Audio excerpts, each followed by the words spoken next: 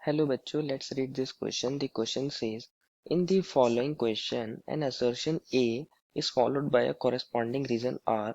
Use the following keys to choose the appropriate answer. Option A, both A and R are correct, and R is the correct explanation of A. Option B, both A and R are correct, and R is not a correct explanation of A. Option C, A is correct and R is incorrect, and option D, R is correct and A is incorrect. Assertion A is solids are rigid in nature, and reason R is in solids the constituent particles are free to move. बच्चों इस question में हमें एक assertion दिया है और एक reason दिया है। हमें बताना है कि क्या असर्शन सही है और रीजन सही है या फिर नहीं।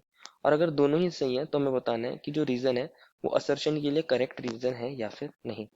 तो फर्स्ट ऑफ ऑल बात करते हैं इस क्वेश्चन में हमारे की कंसेप्ट के बारे में। बच्चों इस क्वेश्चन में हमसे पूछा गया है सॉलिड्स के नेचर के बारे में, सॉलिड की कॉन्स्टिट्यूएंट पार्टिकल्स के बारे में। तो हमारे पास की कंसेप्ट क्या होगा इस क्वेश्चन में बच्चों? Inter molecular forces in solid. Inter molecular forces किसके अंदर बच्चों? In solid. बात करते हैं इंटर मॉलिक्यूलर फोर्सेस की। बच्चों अगर हमारे पास कोई सॉलिड सब्सटेंस है तो उसके अंदर क्या होता है बच्चों? मॉलिक्यूल्स बिल्कुल पास पास होते हैं, बहुत पास पास होते हैं।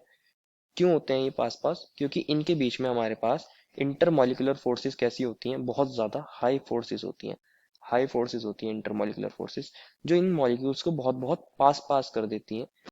पास पास होने की वजह से ये फ्रीली मूव नहीं कर सकते और ये सिर्फ अपनी मेन पोजीशन पर ऑसिलेट करते हैं। और साथ साथ क्या होता है, ये जो मॉलिक्यूल्स बहुत ज्यादा पास पास आ जाते हैं तो ये क्या करते हैं बच्चों? वॉल्यूम को कम ऑक्यूपाई करते हैं, कम वॉल्यूम ऑक्यूपाई करते हैं as compare to gases and liquids, जिसकी वजह से जो इनका स्ट्रक्चर हो जाता है बहुत ज्यादा रिजिड हो जाता है। रिजिड स्ट्रक्चर ये फॉर्म कर लेते हैं। तो हमें स्टेटमेंट फर्स्ट में कहा था कि सॉलिड्स जो होते हैं वो रिजिड नेचर के होते हैं, तो ये बात बिल्कुल सही है।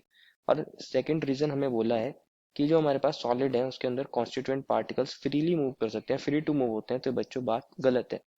Therefore, the final answer is option number C. A is correct and R is incorrect.